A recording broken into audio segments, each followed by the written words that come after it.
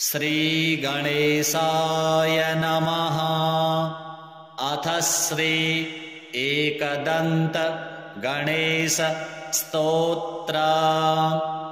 मदासुरं सुशान्तं वै दृष्ट्वा विष्णुमुखाः सुराः भृग्वादयश्च मुनय एकदन्तं समाययुः।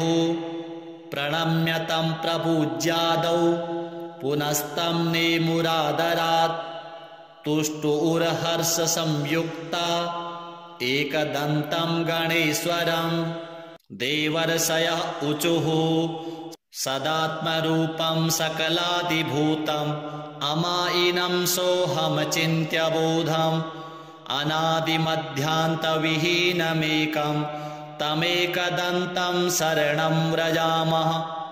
अनन्तचिद्रूपमयं गणेशं ह्यभेदभेदादिविहीनमाद्यं। हृदि प्रकाशस्य धरं स्वधिस्थं तमेकदन्तं शरणं व्रजामः।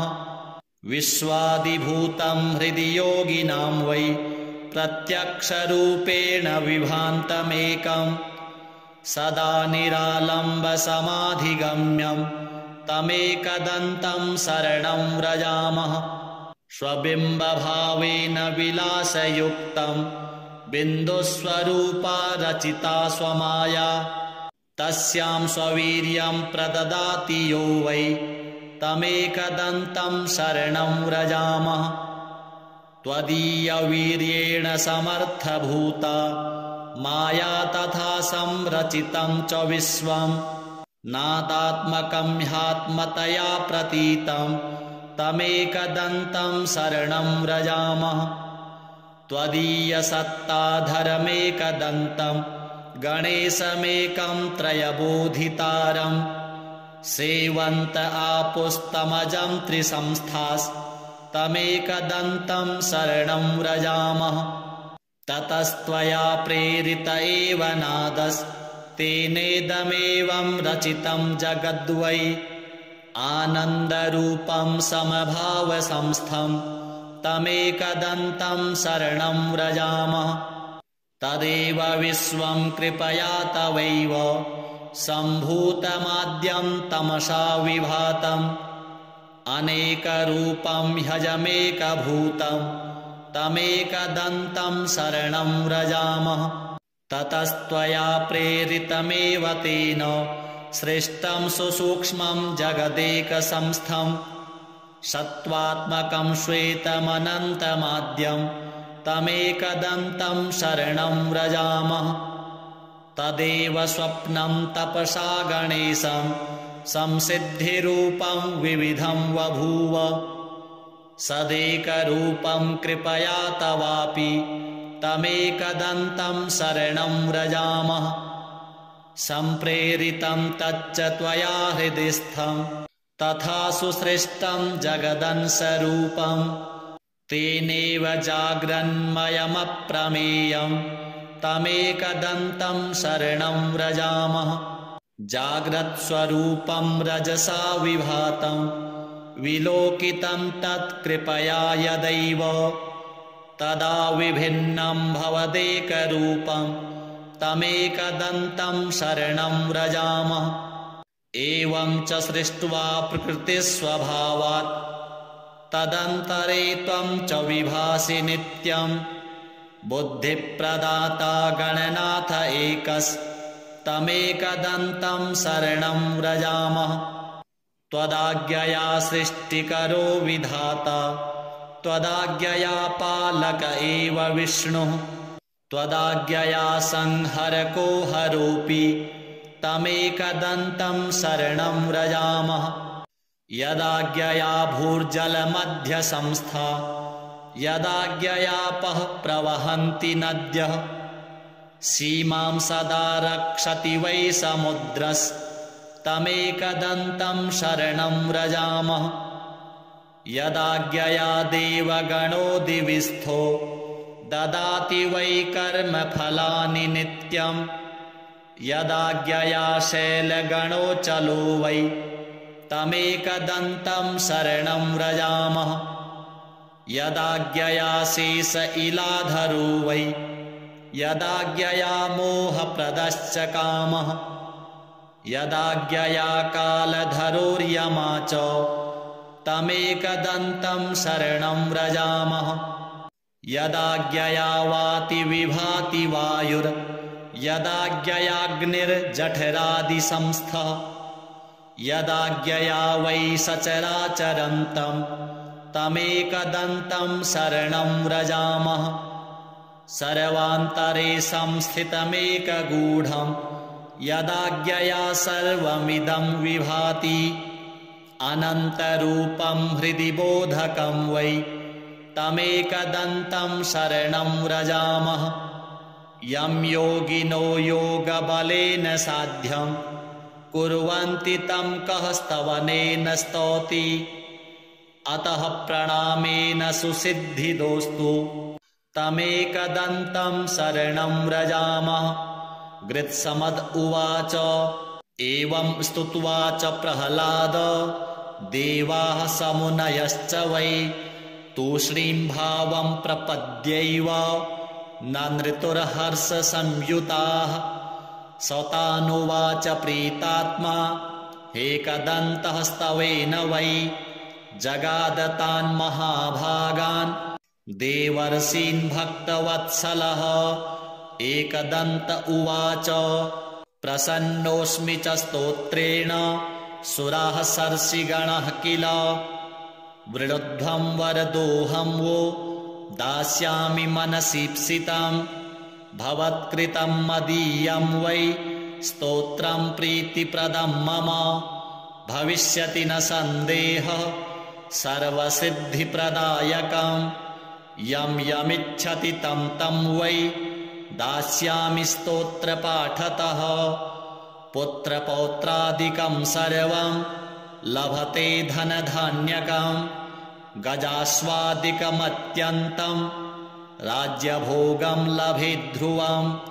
भुक्तिं मुक्तिं च योगं वै लभते शान्तिदायकं मारणोच्चाटनादीनि राज्यबन्धादिकं च यत् पठतां शृण्वतां नृणां भवेच्च बन्धहीनता 21वारं च श्लोकाश्चैवेकविंशतिं पठते नित्यमेवं च दिनानि त्वेकविंशतिं न तस्य दुर्लभं किञ्चित् त्रिषु लोकेषु वै भवेत् असाध्यं साधयेन्मर्त्यः सर्वत्र विजयी भवेत् नित्यं यः पठते स्तोत्रं ब्रह्मभूतः स वै नरः तस्य दर्शनतः सर्वे देवाः पूता भवन्ति वै एवं तस्य वचः श्रुत्वा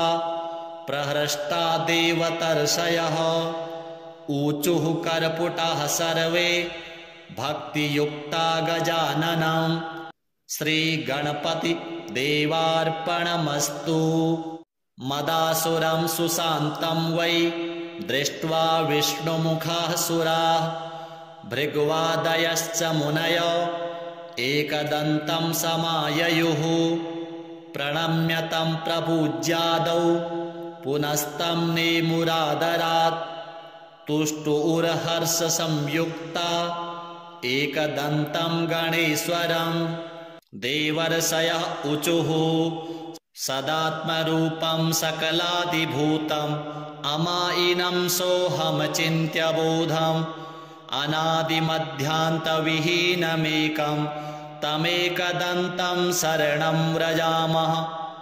अनन्तचिद्रूपमयं गणेशं ह्यभेदभेदादिविहीनमाद्यं हृदि प्रकाशस्य धरं स्वधिस्थं तमेकदन्तं शरणं व्रजामः विश्वादिभूतं हृदि योगिनां वै प्रत्यक्षरूपेण विभान्तमेकं सदा निरालम्बसमाधिगम्यं तमेकदन्तं शरणं व्रजामः स्वबिम्बभावेन विलासयुक्तं बिन्दुस्वरूपा रचिता स्वमाया तस्यां स्ववीर्यं प्रददाति यो वै तमेकदन्तं शरणं व्रजामः त्वदीयवीर्येण समर्थभूता माया तथा संरचितं च विश्वं नादात्मकं ह्यात्मतया प्रतीतं तमेकदन्तं शरणं व्रजामः त्वदीयसत्ताधरमेकदन्तं गणेशमेकं त्रयबोधितारं सेवन्त आपुस्तमजं त्रिसंस्थास्तमेकदन्तं शरणं व्रजामः ततस्त्वया प्रेरित एव नादस्तेनेदमेवं रचितं जगद्वै आनन्दरूपं समभावसंस्थं तमेकदन्तं शरणं व्रजामः तदेव विश्वं कृपया तवैव सम्भूतमाद्यं तमसा विभातम् अनेकरूपं ह्यजमेकभूतं तमेकदन्तं शरणं व्रजामः ततस्त्वया प्रेरितमेव तेन सृष्टं सुसूक्ष्मं जगदेकसंस्थं सत्त्वात्मकं श्वेतमनन्तमाद्यं तमेकदन्तं शरणं व्रजामः तदेव स्वप्नं तपसा गणेशं संसिद्धिरूपं विविधं बभूव सदेकरूपं कृपया तवापि तमेकदन्तं शरणं व्रजामः सम्प्रेरितं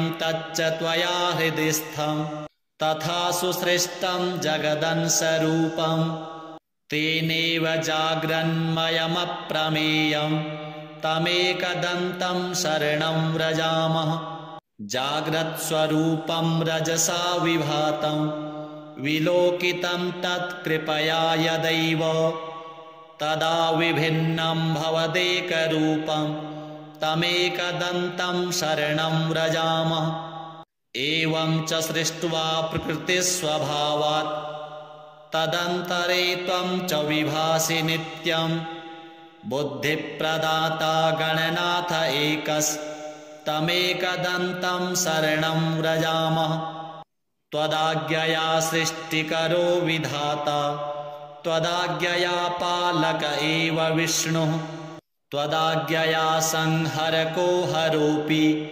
तमेकदन्तं शरणं व्रजामः यदाज्ञया भूर्जलमध्यसंस्था यदाज्ञयापः प्रवहन्ति नद्यः सीमां सदा रक्षति वै समुद्रस्तमेकदन्तं शरणं व्रजामः यदाज्ञया देवगणो दिविस्थो ददाति वै कर्मफलानि नित्यं यदाज्ञया शैलगणो चलो वै तमेकदन्तं शरणं व्रजामः यदाज्ञया शेष इलाधरो वै यदाज्ञया मोहप्रदश्च कामः यदाज्ञया कालधरोर्यमा च तमेकदन्तं शरणं व्रजामः यदाज्ञया वाति विभाति वायुर्यदाज्ञयाग्निर्जठरादिसंस्थः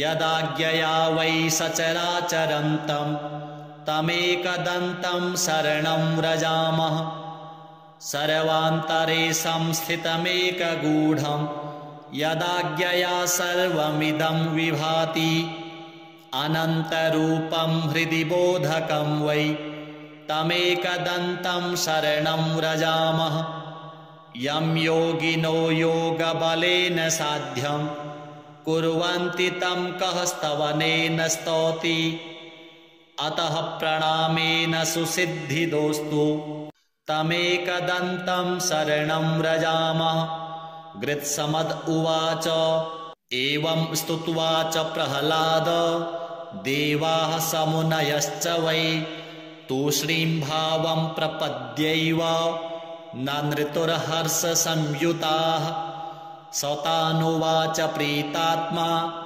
एकदन्तः स्तवेन वै जगादतान् महाभागान् देवर्षीन् भक्तवत्सलः एकदन्त उवाच प्रसन्नोऽस्मि च स्तोत्रेण सुराः सर्षिगणः किल वृणध्वं वरदोऽहं वो दास्यामि मनसीप्सितं भवत्कृतं मदीयं वै स्तोत्रं प्रीतिप्रदं मम भविष्यति न सन्देहः सर्वसिद्धिप्रदायकं यं यमिच्छति तं तं वै दास्यामि स्तोत्रपाठतः पुत्रपौत्रादिकं सर्वं लभते धनधान्यकं गजास्वादिकमत्यन्तं राज्यभोगं लभेद्ध्रुवं भुक्तिं मुक्तिं च योगं वै लभते शान्तिदायकं मारणोच्चाटनादीनि राज्यबन्धादिकं च यत् पठतां शृण्वतां नृणां भवेच्च बन्धहीनता 21वारं च श्लोकांश्चैवेकविंशतिं पठते नित्यमेवं च दिनानि त्वेकविंशतिं न तस्य दुर्लभं किञ्चित् त्रिषु लोकेषु वै भवेत् असाध्यं साधयेन्मर्त्यः सर्वत्र विजयी भवेत् नित्यं यः पठते स्तोत्रं ब्रह्मभूतः स वै नरः तस्य दर्शनतः सर्वे देवाः पूता भवन्ति वै एवं तस्य वचः श्रुत्वा प्रहृष्टा देवतर्षयः ऊचुः कर्पुटाः सर्वे भक्तियुक्ता गजाननं श्रीगणपति देवार्पणमस्तु मदासुरं सुशान्तं वै दृष्ट्वा विष्णुमुखाः सुराः भृग्वादयश्च मुनयो एकदन्तं समाययुः प्रणम्य तं प्रपूज्यादौ पुनस्तं नेमुरादरात् तुष्टुरहर्षसंयुक्ता एकदन्तं गणेश्वरं देवर्षयः ऊचुः सदात्मरूपं सकलादिभूतम् अमायिनं सोऽहमचिन्त्य बोधम् अनादिमध्यान्तविहीनमेकं तमेकदन्तं शरणं व्रजामः अनन्तचिद्रूपमयं गणेशं ह्यभेदभेदादिविहीनमाद्यं हृदि प्रकाशस्य धरं स्वधिस्थं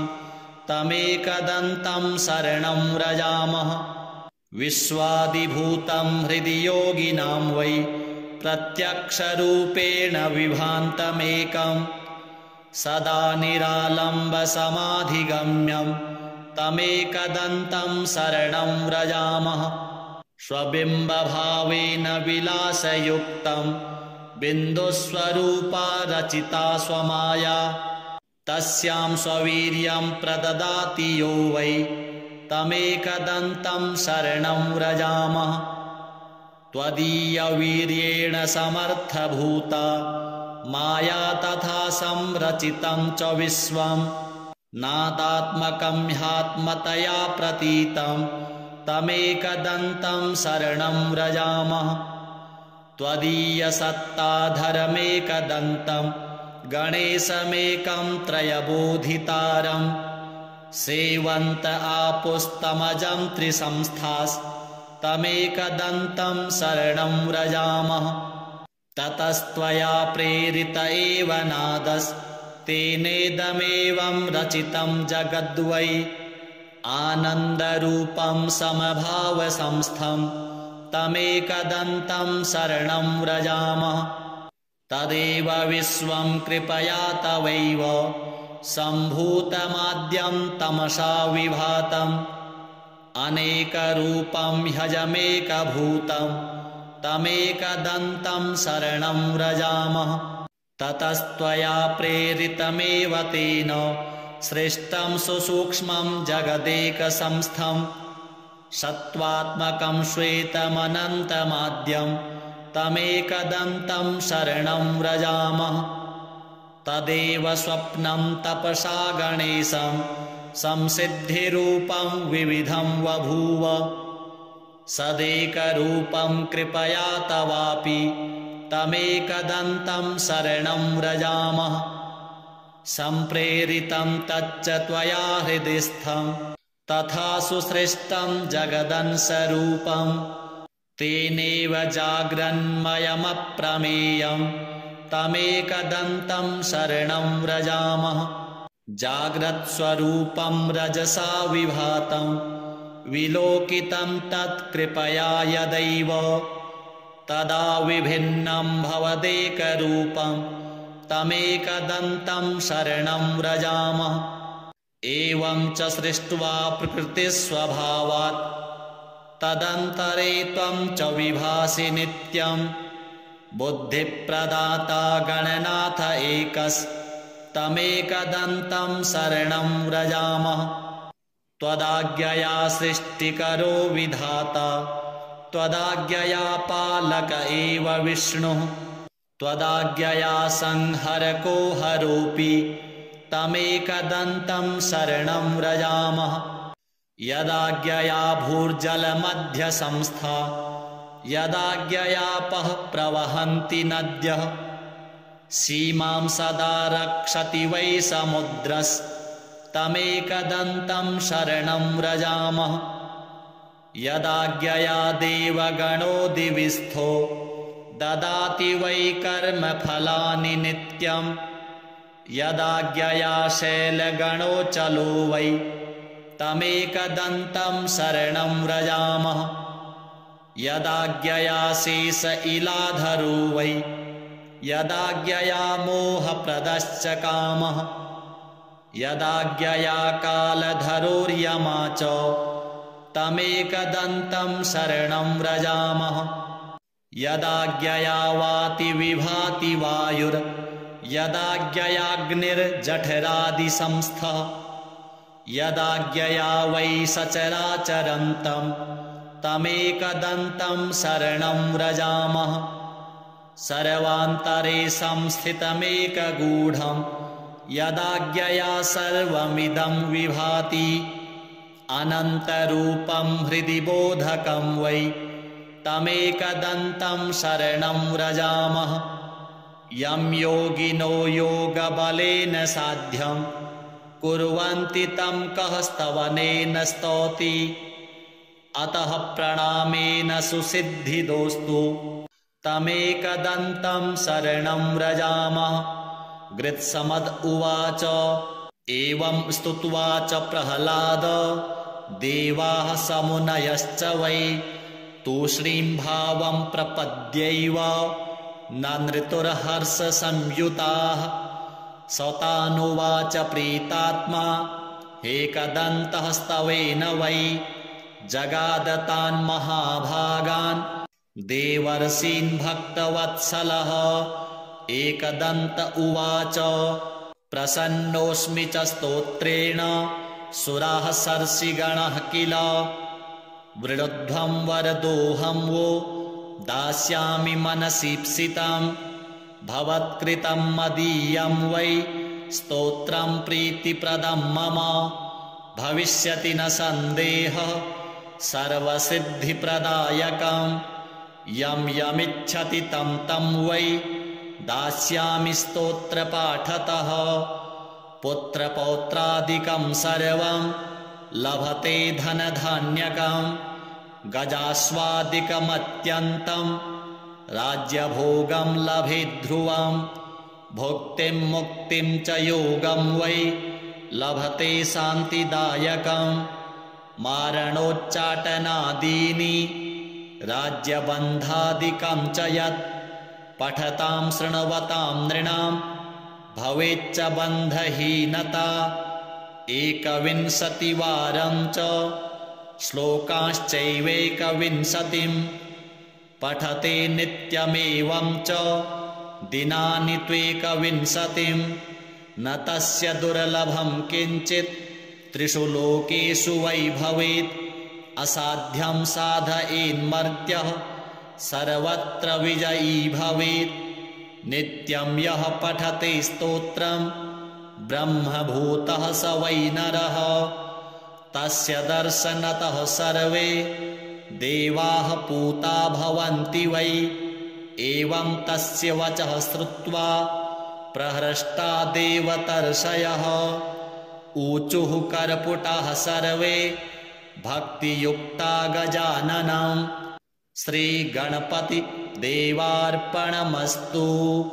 मदासुरं सुशान्तं वै दृष्ट्वा विष्णुमुखाः सुराः भृग्वादयश्च मुनयो एकदन्तं समाययुः। प्रणम्य तं प्रपूज्यादौ पुनस्तं नेमुरादरात्।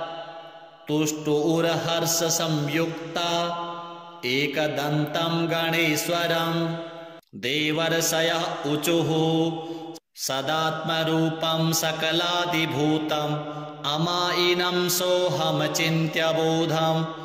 अनादिमध्यान्तविहीनमेकं तमेकदन्तं शरणं व्रजामः।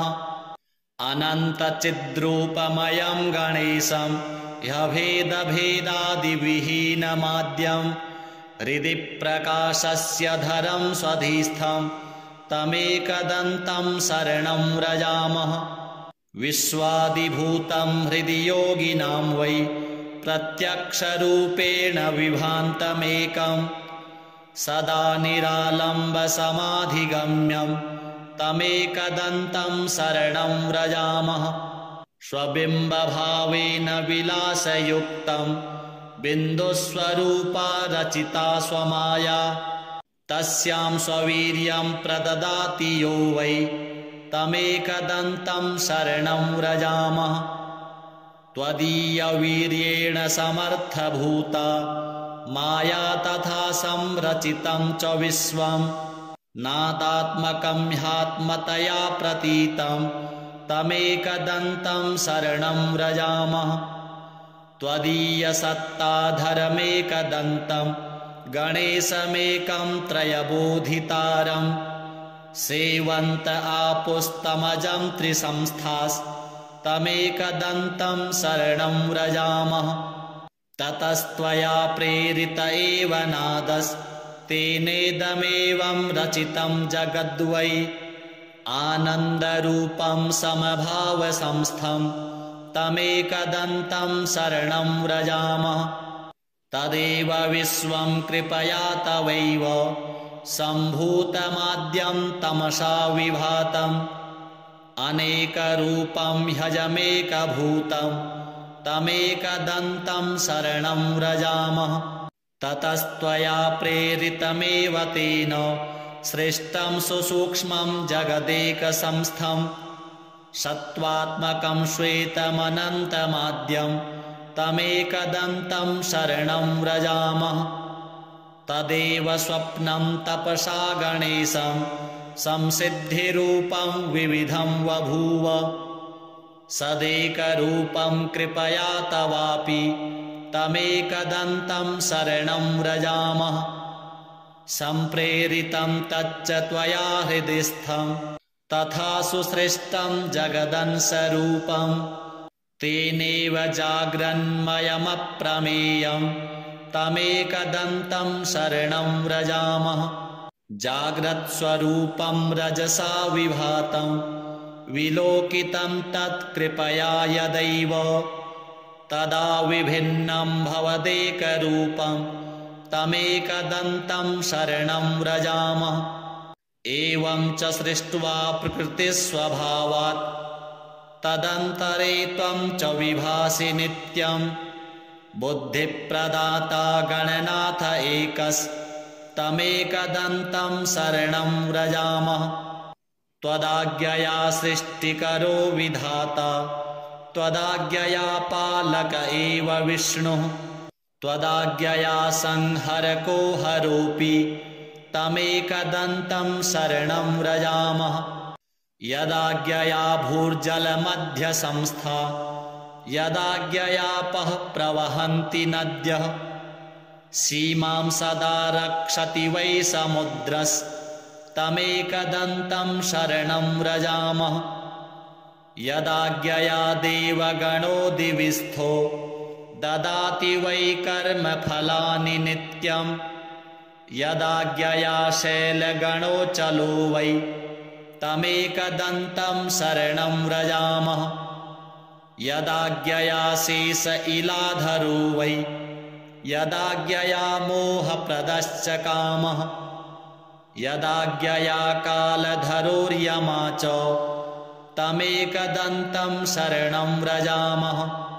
यदाज्ञया वाति विभाति वायुर् यदाज्ञयाग्निर्जठरादिसंस्थः। यदाज्ञया वै सचराचरन्तं तमेकदन्तं शरणं व्रजामः। सर्वान्तरे संस्थितमेकगूढं यदाज्ञया सर्वमिदं विभाति। अनन्तरूपं हृदि बोधकं वै तमेकदन्तं शरणं व्रजामः। यं योगिनो योगबलेन साध्यं कुर्वन्ति तं कः स्तवनेन स्तौति।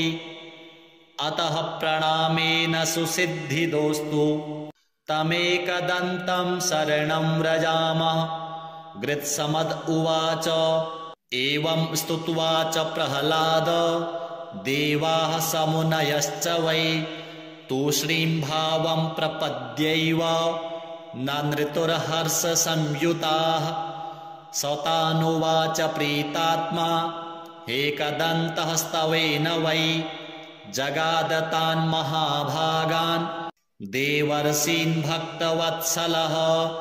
एकदन्त उवाच प्रसन्नोऽस्मि च स्तोत्रेण सुराः सर्षिगणः किल। वृणुध्वं वरदोऽहं वो दास्यामि मनसीप्सितं भवत्कृतं मदीयं वै स्तोत्रं प्रीतिप्रदं मम। भविष्यति न सन्देहः सर्वसिद्धिप्रदायकं यं यमिच्छति तं तं वै दास्यामि स्तोत्रपाठतः। पुत्रपौत्रादिकं सर्वं लभते धनधान्यकं गजाश्वादिकमत्यन्तं राज्यभोगं लभेद्ध्रुवं। भुक्तिं मुक्तिं च योगं वै लभते शान्तिदायकं। मारणोच्चाटनादीनि राज्यबन्धादिकं च यत् पठतां शृण्वतां नृणां भवेच्च बन्धहीनता। 21वारं च श्लोकांश्चैवैकविंशतिं पठते नित्यमेवं च दिनानि त्वेकविंशतिं। न तस्य दुर्लभं किञ्चित् त्रिषु लोकेषु वै भवेत्। असाध्यं साधयेन्मर्त्यः सर्वत्र विजयी भवेत्। नित्यं यः पठते स्तोत्रं ब्रह्मभूतः स वै नरः। तस्य दर्शनतः सर्वे देवाः पूता भवन्ति वै। एवं तस्य वचः श्रुत्वा प्रहृष्टा देवतर्षयः ऊचुः कर्पुटाः सर्वे भक्तियुक्ता गजाननं। श्रीगणपति देवार्पणमस्तु। मदासुरं सुशान्तं वै दृष्ट्वा विष्णुमुखाः सुराः भृग्वादयश्च मुनयो एकदन्तं समाययुः। प्रणम्य तं प्रपूज्यादौ पुनस्तं नेमुरादरात्। तुष्टुरहर्षसंयुक्ता एकदन्तं गणेश्वरं। देवर्षयः ऊचुः सदात्मरूपं सकलादिभूतम् अमायिनं सोऽहमचिन्त्य बोधम्।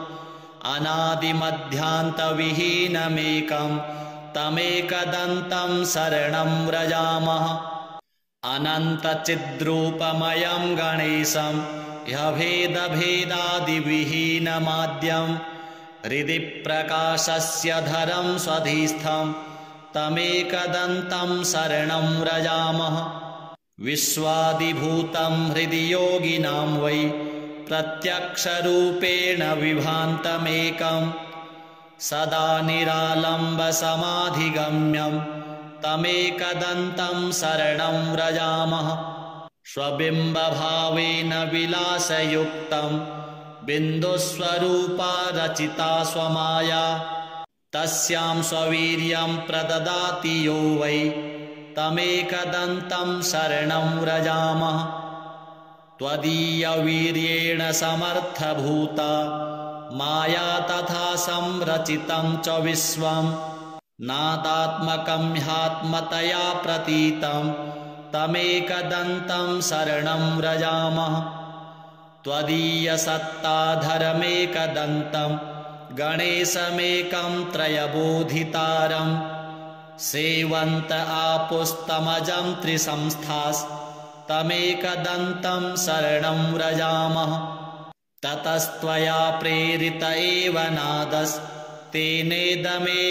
रचितं जगद्वै आनन्दरूपं समभावसंस्थं तमेकदन्तं शरणं व्रजामः तदेव विश्वं कृपया तवैव सम्भूतमाद्यं तमसा विभातम् अनेकरूपं ह्यजमेकभूतं तमेकदन्तं शरणं व्रजामः ततस्त्वया प्रेरितमेव तेन सृष्टं सुसूक्ष्मं जगदेकसंस्थं सत्त्वात्मकं श्वेतमनन्तमाद्यं तमेकदन्तं शरणं व्रजामः तदेव स्वप्नं तपसा गणेशं संसिद्धिरूपं विविधं बभूव सदेकरूपं कृपया तवापि तमेकदन्तं शरणं व्रजामः सम्प्रेरितं तच्च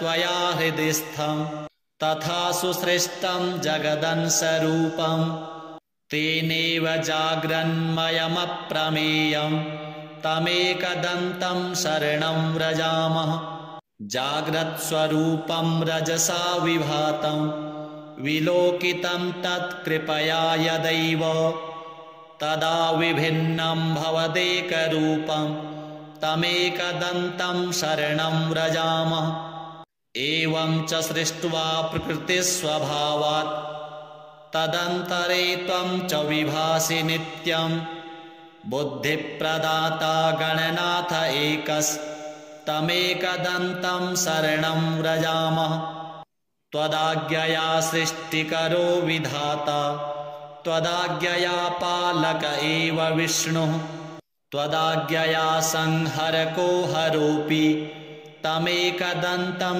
शरणं व्रजामः यदाज्ञया भूर्जलमध्यसंस्था यदाज्ञयापः प्रवहन्ति नद्यः सीमां सदा रक्षति वै समुद्रस्तमेकदन्तं शरणं व्रजामः यदाज्ञया देवगणो दिविस्थो ददाति वै कर्मफलानि नित्यं यदाज्ञया शैलगणो चलो वै तमेकदन्तं शरणं व्रजामः यदाज्ञया शेष इलाधरो वै यदाज्ञया मोहप्रदश्च कामः यदाज्ञया कालधरोर्यमा च तमेकदन्तं शरणं व्रजामः यदाज्ञया वाति विभाति वायुर् यदाज्ञयाग्निर्जठरादिसंस्थः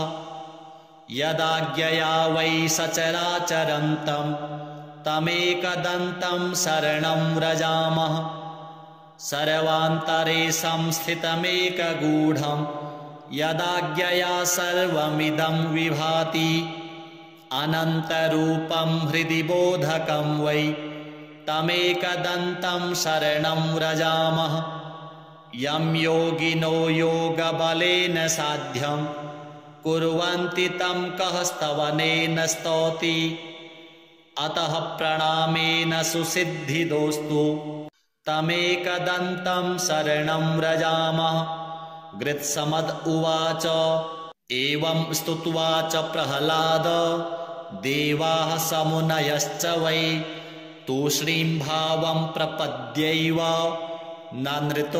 नृतुर्हर्षसंयुताः सतानुवाच प्रीतात्मा एकदन्तः स्तवेन वै जगादतान् महाभागान् देवर्षीन् भक्तवत्सलः एकदन्त उवाच प्रसन्नोऽस्मि च स्तोत्रेण सुराः सर्षिगणः किल वृणुध्वं वरदोऽहं वो दास्यामि मनसीप्सितं भवत्कृतं मदीयं वै स्तोत्रं प्रीतिप्रदं मम भविष्यति न सन्देहः सर्वसिद्धिप्रदायकं यं यमिच्छति तं तं वै दास्यामि स्तोत्रपाठतः पुत्रपौत्रादिकं सर्वं लभते धनधान्यकं गजाश्वादिकमत्यन्तं राज्यभोगं लभेद्ध्रुवं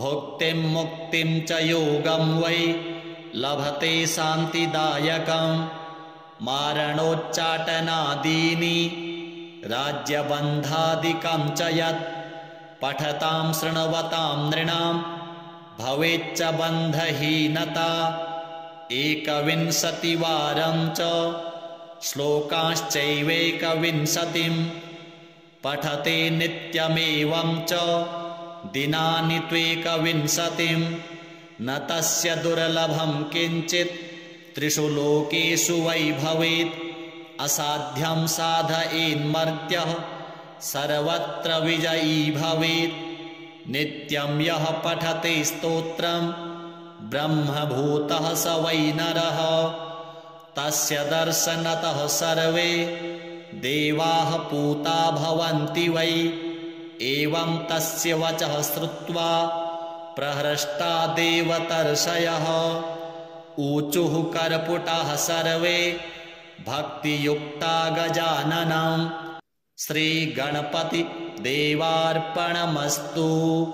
मदासुरं सुशान्तं वै दृष्ट्वा विष्णुमुखाः सुराः भृग्वादयश्च मुनयो एकदन्तं समाययुः प्रणम्य तं प्रपूज्यादौ पुनस्तं नेमुरादरात् तुष्टुरहर्षसंयुक्ता एकदन्तं गणेश्वरं देवर्षयः ऊचुः सदात्मरूपं सकलादिभूतम् अमायिनं सोऽहमचिन्त्य बोधम् अनादिमध्यान्तविहीनमेकं तमेकदन्तं शरणं व्रजामः अनन्तचिद्रूपमयं गणेशं ह्यभेदभेदादिविहीनमाद्यं हृदि प्रकाशस्य धरं स्वधिस्थं तमेकदन्तं शरणं व्रजामः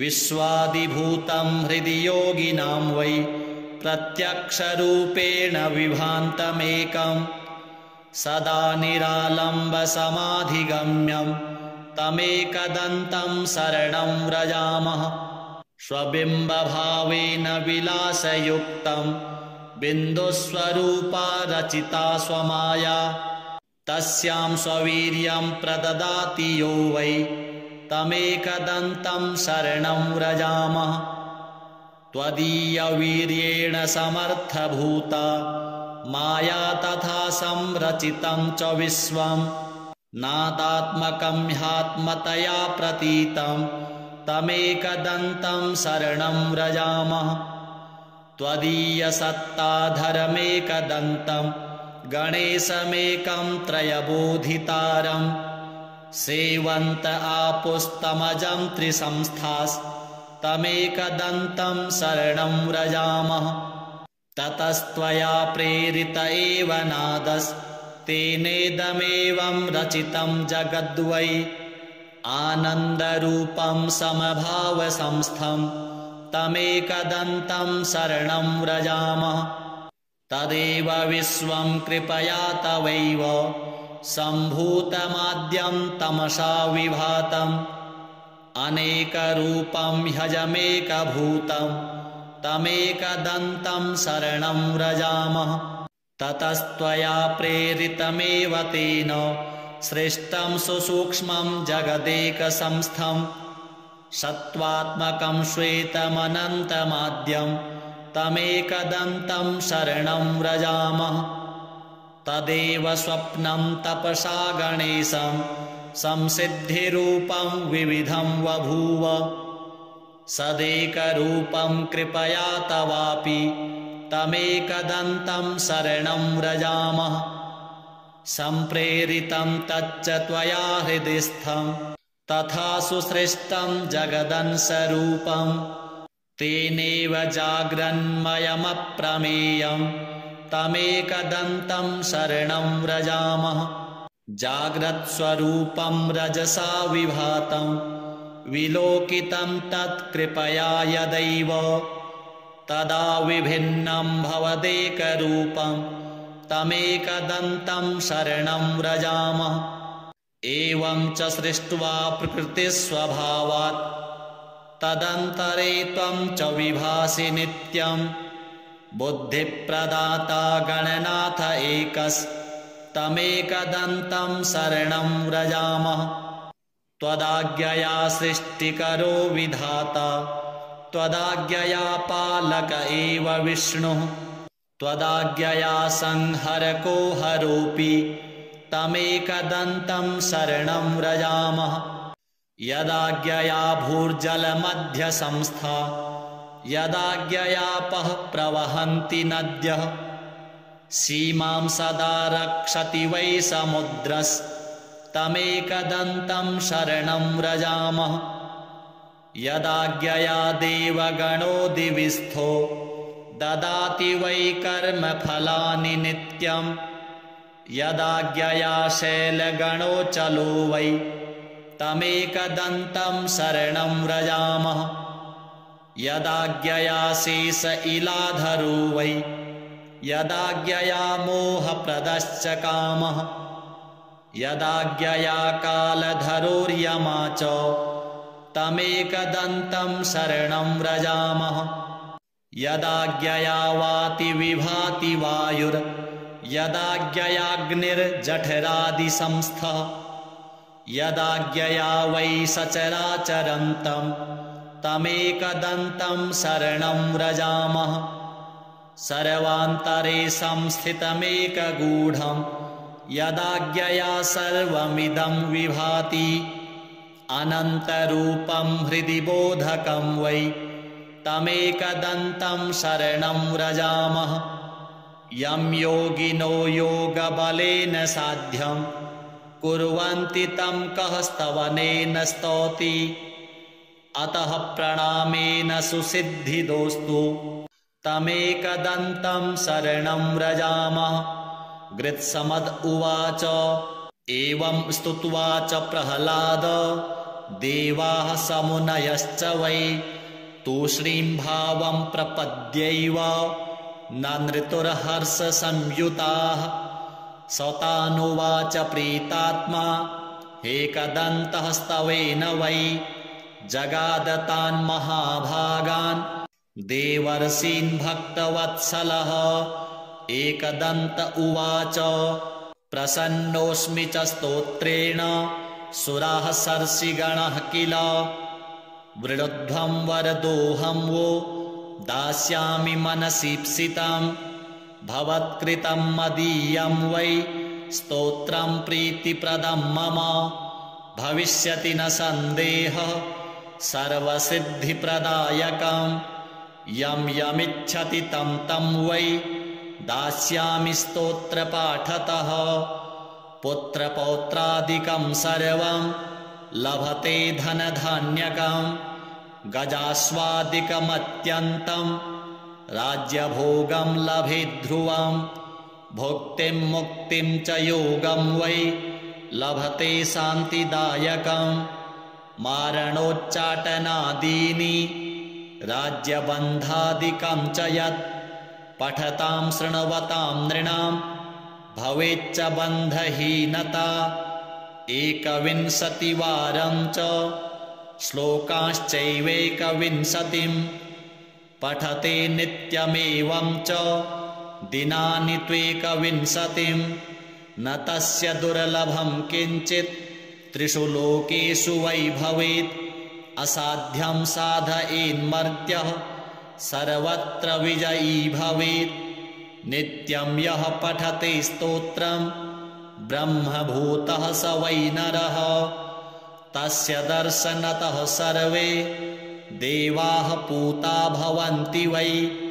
एवं तस्य वचः श्रुत्वा प्रहृष्टा देवतर्षयः ऊचुः कर्पुटाः सर्वे भक्तियुक्ता गजाननं श्रीगणपति देवार्पणमस्तु।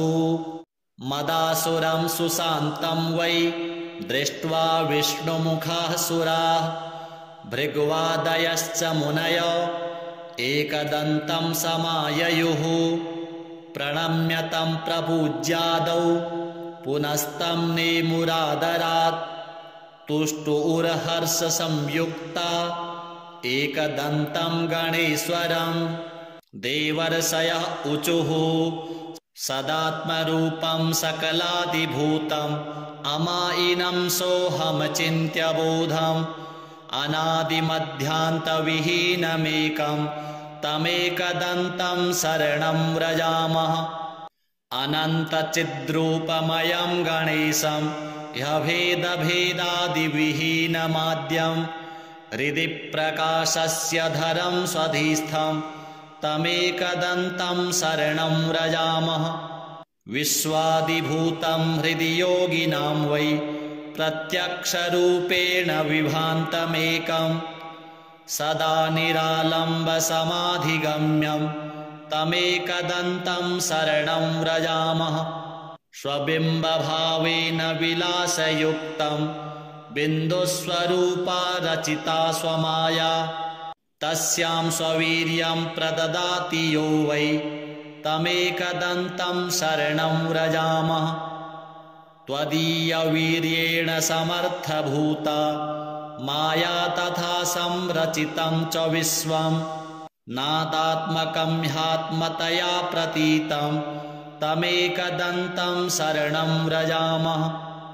त्वदीयसत्ताधरमेकदन्तं गणेशमेकं त्रयबोधितारं सेवन्त आपुस्तमजं त्रिसंस्थास्तमेकदन्तं शरणं व्रजामः। ततस्त्वया प्रेरित एव नादस्तेनेदमेवं रचितं जगद्वै आनन्दरूपं समभावसंस्थं तमेकदन्तं शरणं व्रजामः। तदेव विश्वं कृपया तवैव सम्भूतमाद्यं तमसा विभातम् अनेकरूपं ह्यजमेकभूतं तमेकदन्तं शरणं व्रजामः। ततस्त्वया प्रेरितमेव तेन सृष्टं सुसूक्ष्मं जगदेकसंस्थं सत्त्वात्मकं श्वेतमनन्तमाद्यं तमेकदन्तं शरणं व्रजामः। तदेव स्वप्नं तपसा गणेशं संसिद्धिरूपं विविधं बभूव सदेकरूपं कृपया तवापि तमेकदन्तं शरणं व्रजामः। सम्प्रेरितं तच्च त्वया हृदिस्थं तथा सुसृष्टं जगदंशरूपं तेनेव जाग्रन्मयमप्रमेयं तमेकदन्तं शरणं व्रजामः। जाग्रत्स्वरूपं रजसा विभातं विलोकितं तत्कृपया यदैव तदा विभिन्नं भवदेकरूपं तमेकदन्तं शरणं व्रजामः। एवं च सृष्ट्वा प्रकृतिस्वभावात् तदन्तरे त्वं च विभासि नित्यं बुद्धिप्रदाता गणनाथ एकस्तमेकदन्तं शरणं व्रजामः।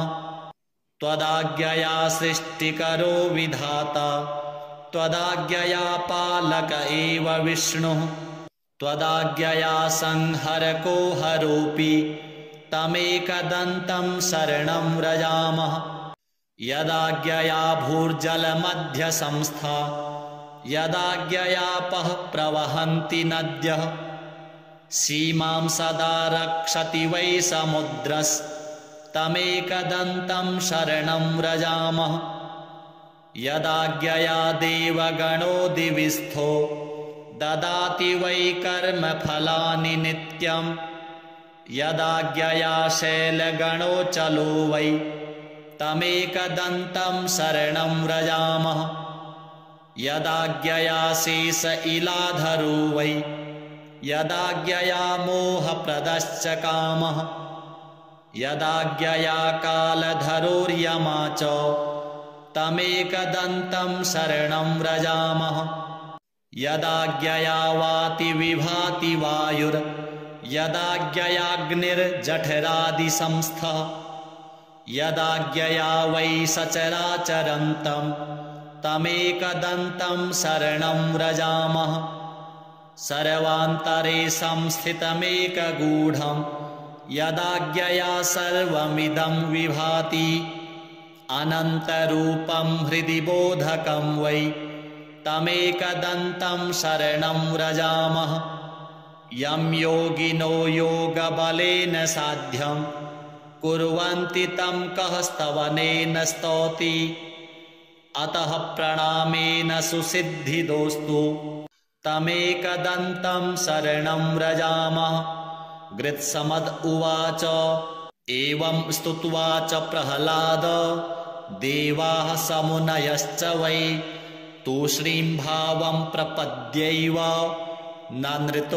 नृतुर्हर्षसंयुताः सतानुवाच प्रीतात्मा एकदन्तः स्तवेन वै जगादतान् महाभागान् देवर्षीन् भक्तवत्सलः एकदन्त उवाच प्रसन्नोऽस्मि च स्तोत्रेण सुराः सर्षिगणः किल वृणुध्वं वरदोऽहं वो दास्यामि मनसीप्सितं भवत्कृतं मदीयं वै स्तोत्रं प्रीतिप्रदं मम भविष्यति न सन्देहः सर्वसिद्धिप्रदायकं यं यमिच्छति तं तं वै दास्यामि स्तोत्रपाठतः पुत्रपौत्रादिकं सर्वं लभते धनधान्यकं गजास्वादिकमत्यन्तं राज्यभोगं लभेद्ध्रुवं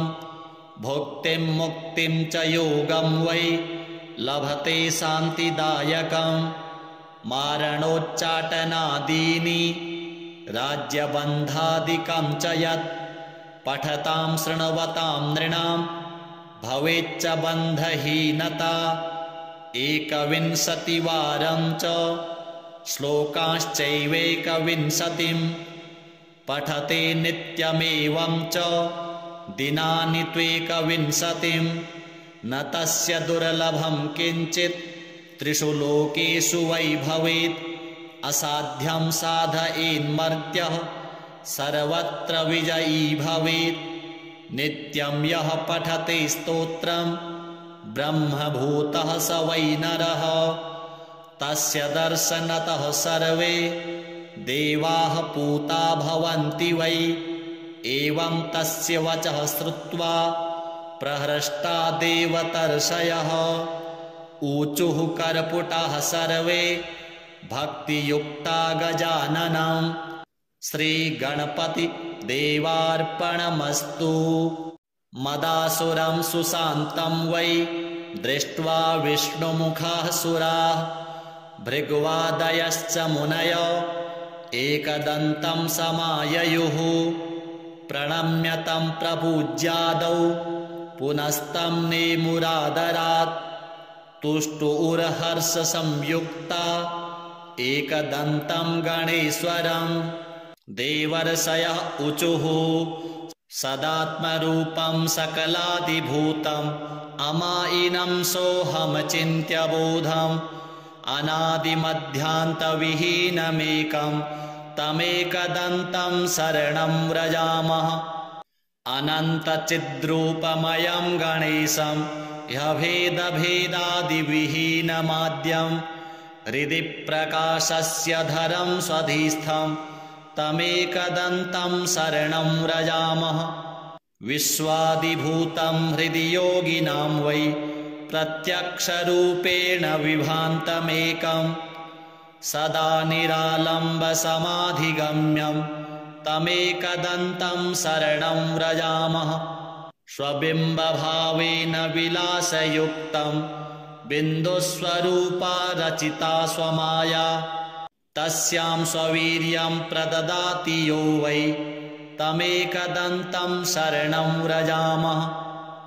त्वदीयवीर्येण समर्थभूता माया तथा संरचितं च विश्वं, नादात्मकं ह्यात्मतया प्रतीतं तमेकदन्तं शरणं व्रजामः।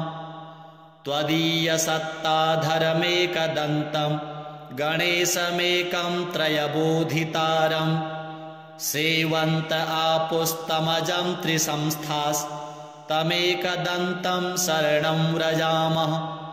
ततस्त्वया प्रेरित एव नादस्तेनेदमेवं रचितं जगद्वै, आनन्दरूपं समभावसंस्थं तमेकदन्तं शरणं व्रजामः। तदेव विश्वं कृपया तवैव सम्भूतमाद्यं तमसा विभातम्, अनेकरूपं ह्यजमेकभूतं तमेकदन्तं शरणं व्रजामः।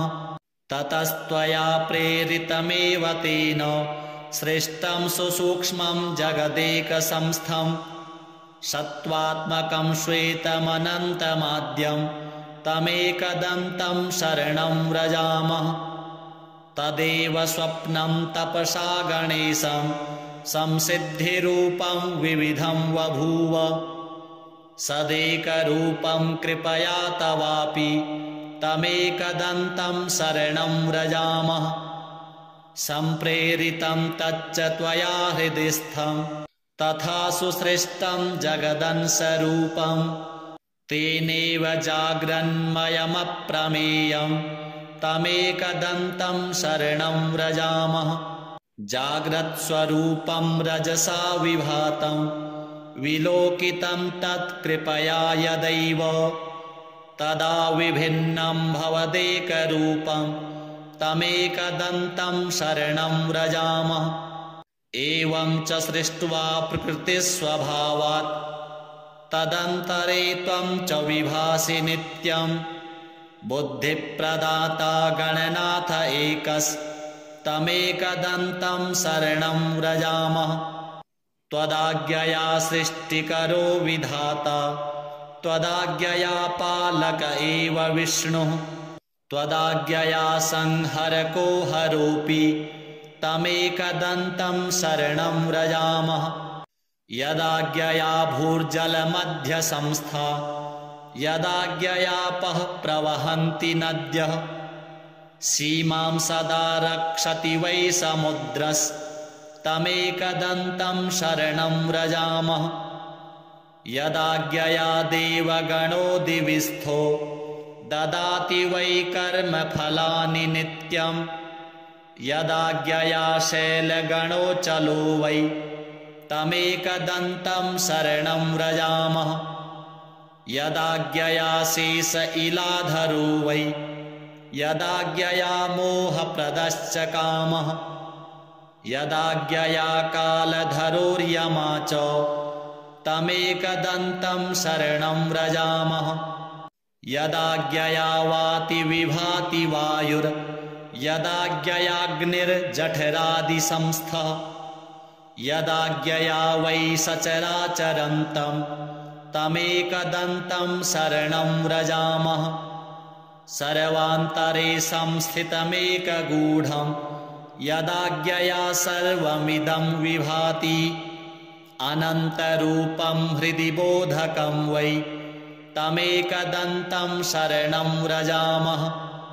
यं योगिनो योगबलेन साध्यं कुर्वन्ति तं कः स्तवनेन स्तौति, अतः प्रणामेन सुसिद्धिदोस्तु तमेकदन्तं शरणं व्रजामः। गृत्समद उवाच एवं स्तुत्वा च प्रह्लाद देवाः समुनयश्च वै तूष्णीं भावं प्रपद्यैव नृतुर्हर्षसंयुताः सतानुवाच प्रीतात्मा एकदन्तः स्तवेन वै जगादतान् महाभागान् देवर्षीन् भक्तवत्सलः। एकदन्त उवाच प्रसन्नोऽस्मि च स्तोत्रेण सुराः सर्षिगणः किल वृणुध्वं वरदोऽहं वो दास्यामि मनसीप्सितं भवत्कृतं मदीयं वै स्तोत्रं प्रीतिप्रदं मम भविष्यति न सन्देहः सर्वसिद्धिप्रदायकं यं यमिच्छति तं तं वै दास्यामि स्तोत्रपाठतः पुत्रपौत्रादिकं सर्वं लभते धनधान्यकं गजास्वादिकमत्यन्तं राज्यभोगं लभेत् ध्रुवं भुक्तिं मुक्तिं च योगं वै लभते शान्तिदायकं मारणोच्चाटनादीनि राज्यबन्धादिकं च यत् पठतां शृण्वतां नृणां भवेच्च बन्धहीनता 21वारं च श्लोकाश्चैवेकविंशतिं पठते नित्यमेवं च दिनानि त्वेकविंशतिं न तस्य दुर्लभं किञ्चित् त्रिषु लोकेषु वै भवेत् असाध्यं साधयेन्मर्त्यः सर्वत्र विजयी भवेत् नित्यं यः पठते स्तोत्रं ब्रह्मभूतः स वै नरः तस्य दर्शनतः सर्वे देवाः पूता भवन्ति वै एवं तस्य वचः श्रुत्वा प्रहृष्टा देवतर्षयः ऊचुः कर्पुटाः सर्वे भक्तियुक्ता गजाननं श्रीगणपति देवार्पणमस्तु। मदासुरं सुशान्तं वै दृष्ट्वा विष्णुमुखाः सुराः भृग्वादयश्च मुनयो एकदन्तं समाययुः प्रणम्य तं प्रपूज्यादौ पुनस्तं नेमुरादरात् तुष्टुर्हर्षसंयुक्ता एकदन्तं गणेश्वरं देवर्षयः ऊचुः सदात्मरूपं सकलादिभूतम् अमायिनं सोऽहमचिन्त्य बोधम् अनादिमध्यान्तविहीनमेकं तमेकदन्तं शरणं व्रजामः अनन्तचिद्रूपमयं गणेशं ह्यभेदभेदादिविहीनमाद्यं हृदि प्रकाशस्य धरं स्वधिस्थं तमेकदन्तं शरणं व्रजामः विश्वादिभूतं हृदि योगिनां वै प्रत्यक्षरूपेण विभान्तमेकं सदा निरालम्बसमाधिगम्यं तमेकदन्तं शरणं व्रजामः स्वबिम्बभावेन विलासयुक्तं बिन्दुस्वरूपा रचिता स्वमाया तस्यां स्ववीर्यं प्रददाति यो वै तमेकदन्तं शरणं व्रजामः त्वदीयवीर्येण समर्थभूता माया तथा संरचितं च विश्वं नादात्मकं ह्यात्मतया प्रतीतं तमेकदन्तं शरणं व्रजामः त्वदीयसत्ताधरमेकदन्तं गणेशमेकं त्रयबोधितारं सेवन्त आपुस्तमजं त्रिसंस्थास्तमेकदन्तं शरणं व्रजामः ततस्त्वया प्रेरित एव नादस्तेनेदमेवं रचितं जगद्वै आनन्दरूपं समभावसंस्थं तमेकदन्तं शरणं व्रजामः तदेव विश्वं कृपया तवैव सम्भूतमाद्यं तमसा विभातम् अनेकरूपं ह्यजमेकभूतं तमेकदन्तं शरणं व्रजामः ततस्त्वया प्रेरितमेव तेन सृष्टं सुसूक्ष्मं जगदेकसंस्थं सत्त्वात्मकं श्वेतमनन्तमाद्यं तमेकदन्तं शरणं व्रजामः। तदेव स्वप्नं तपसा गणेशं संसिद्धिरूपं विविधं बभूव। सदेकरूपं कृपया तवापि तमेकदन्तं शरणं व्रजामः। सम्प्रेरितं तच्च त्वया हृदिस्थं तथा सुसृष्टं जगदंशरूपं।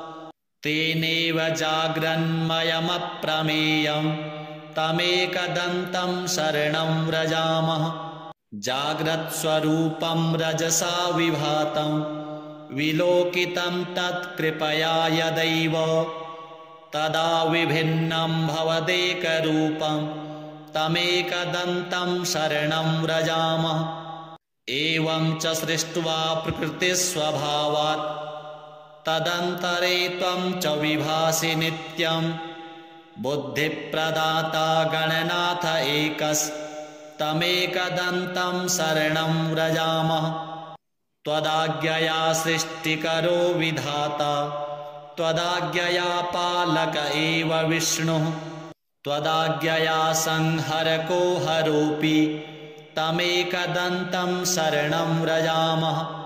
यदाज्ञया भूर्जलमध्यसंस्था यदाज्ञयापः प्रवहन्ति नद्यः।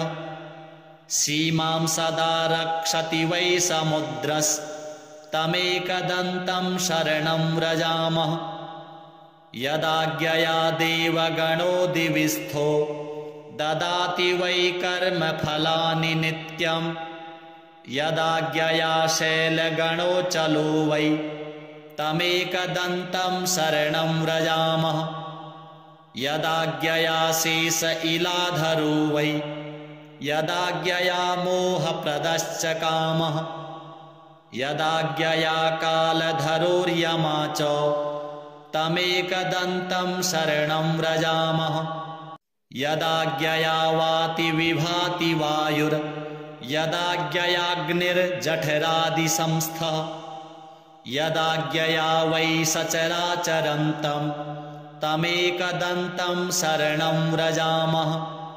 सर्वान्तरे संस्थितमेकगूढं यदाज्ञया सर्वमिदं विभाति। अनन्तरूपं हृदि बोधकं वै तमेकदन्तं शरणं व्रजामः। यं योगिनो योगबलेन साध्यं कुर्वन्ति तं कः स्तवनेन स्तौति। अतः प्रणामेन सुसिद्धिदोस्तु तमेकदन्तं शरणं व्रजामः। गृत्समद उवाच एवं स्तुत्वा च प्रह्लाद देवाः समुनयश्च वै तूष्णीं भावं प्रपद्यैव ननृतुर्हर्षसंयुताः। सतानुवाच प्रीतात्मा एकदन्तः स्तवेन वै जगादतान् महाभागान् देवर्षीन् भक्तवत्सलः। एकदन्त उवाच प्रसन्नोऽस्मि च स्तोत्रेण सुराः सर्षिगणः किल। वृणुध्वं वरदोऽहं वो दास्यामि मनसीप्सितं। भवत्कृतं मदीयं वै स्तोत्रं प्रीतिप्रदं मम। भविष्यति न सन्देहः सर्वसिद्धिप्रदायकं। यं यमिच्छति तं तं वै दास्यामि स्तोत्रपाठतः। पुत्रपौत्रादिकं सर्वं लभते धनधान्यकं। गजास्वादिकमत्यन्तं राज्यभोगं लभेद्ध्रुवं। भुक्तिं मुक्तिं च योगं वै लभते शान्तिदायकं। मारणोच्चाटनादीनि राज्यबन्धादिकं च यत् पठतां शृण्वतां नृणां भवेच्च बन्धहीनता। 21वारं च श्लोकाश्चैवेकविंशतिं पठते नित्यमेवं च दिनानि त्वेकविंशतिं। न तस्य दुर्लभं किञ्चित् त्रिषु लोकेषु वै भवेत्। असाध्यं साधयेन्मर्त्यः सर्वत्र विजयी भवेत्। नित्यं यः पठते स्तोत्रं ब्रह्मभूतः स वै नरः। तस्य दर्शनतः सर्वे देवाः पूता भवन्ति वै। एवं तस्य वचः श्रुत्वा प्रहृष्टा देवतर्षयः। ऊचुः कर्पुटाः सर्वे भक्तियुक्ता गजाननं। श्रीगणपतिदेवार्पणमस्तु। मदासुरं सुशान्तं वै दृष्ट्वा विष्णुमुखाः सुराः। भृग्वादयश्च मुनयो एकदन्तं समाययुः। प्रणम्य तं प्रपूज्यादौ पुनस्तं नेमुरादरात्। तुष्टुर्हर्षसंयुक्ता एकदन्तं गणेश्वरं। देवर्षयः ऊचुः सदात्मरूपं सकलादिभूतम् अमायिनं सोऽहमचिन्त्य बोधम्।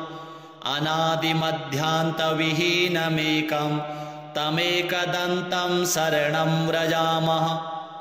अनन्तचिद्रूपमयं गणेशं ह्यभेदभेदादिविहीनमाद्यं।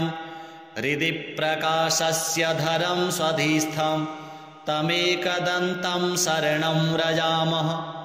विश्वादिभूतं हृदि योगिनां वै प्रत्यक्षरूपेण विभान्तमेकं। सदा निरालम्बसमाधिगम्यं तमेकदन्तं शरणं व्रजामः।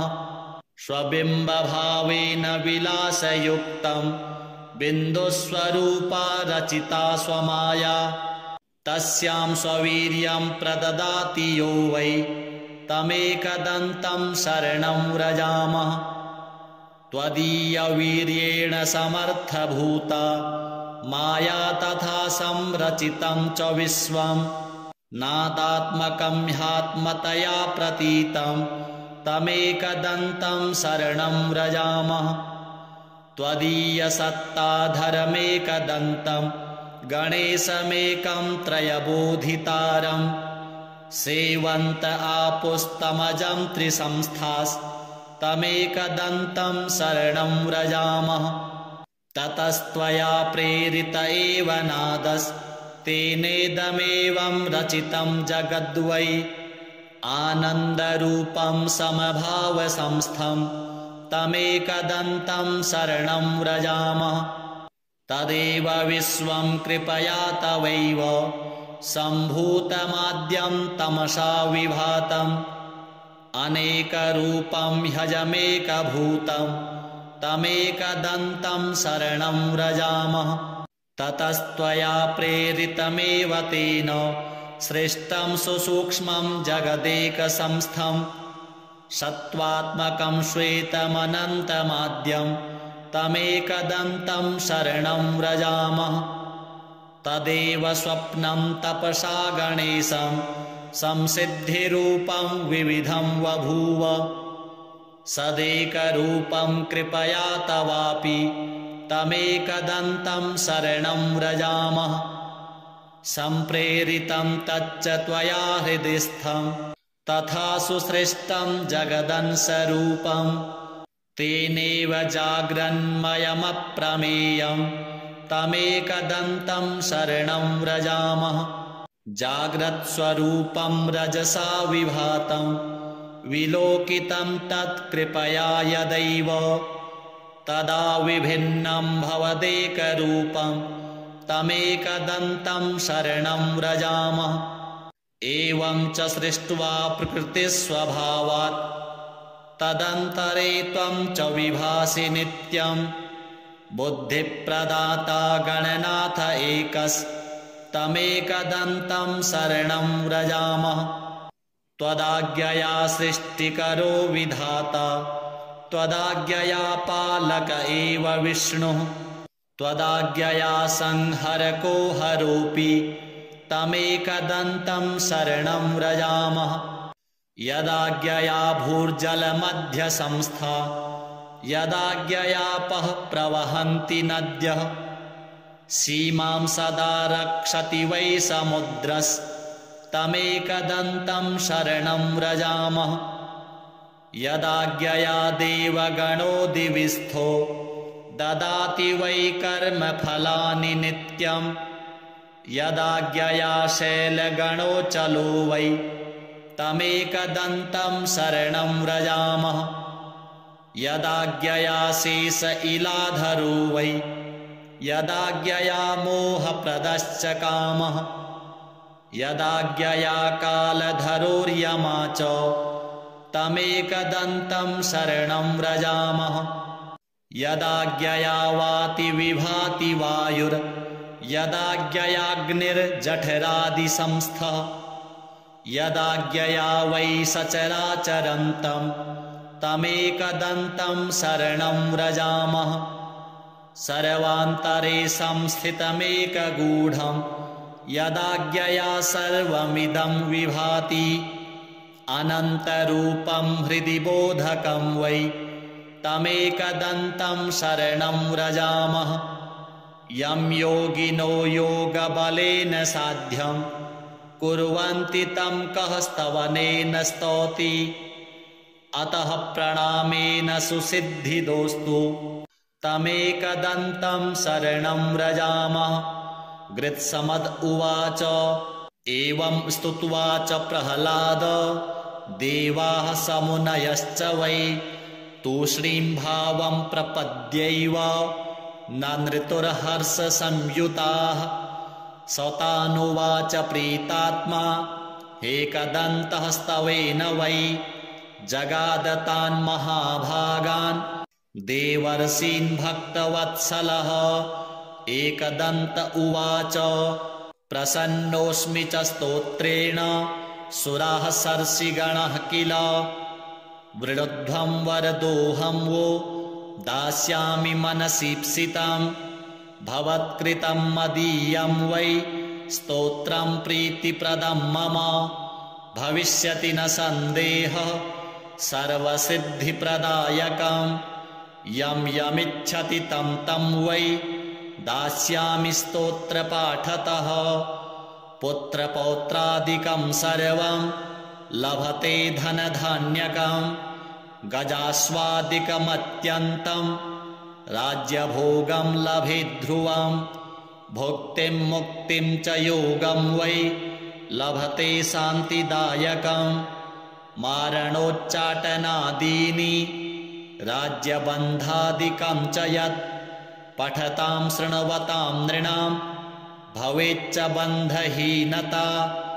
21वारं च श्लोकाश्चैवेकविंशतिं पठते नित्यमेवं च दिनानि त्वेकविंशतिं। न तस्य दुर्लभं किञ्चित् त्रिषु लोकेषु वै भवेत्। असाध्यं साधयेन्मर्त्यः सर्वत्र विजयी भवेत्। नित्यं यः पठते स्तोत्रं ब्रह्मभूतः स वै नरः।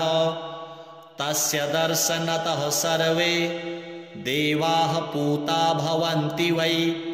एवं तस्य वचः श्रुत्वा प्रहृष्टा देवतर्षयः ऊचुः कर्पुटाः सर्वे भक्तियुक्ता गजाननं। श्रीगणपति देवार्पणमस्तु।